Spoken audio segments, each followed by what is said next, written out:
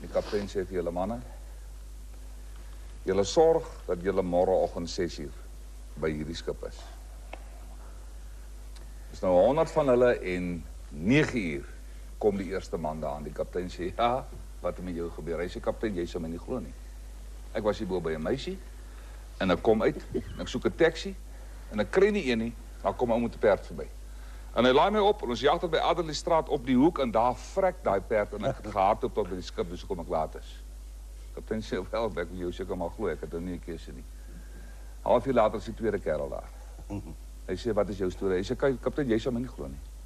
Ek was hier bo by 'n meisie en ek kom uit, ek soek 'n taxi en ek kry nie een nie. Gelukkig kom daar 'n ou met 'n perd verby en hy laai my op. En ons jaag en by Adderleystraat op daai hoek toe vrek daai perd en dit gehardloop tot by hierdie skip.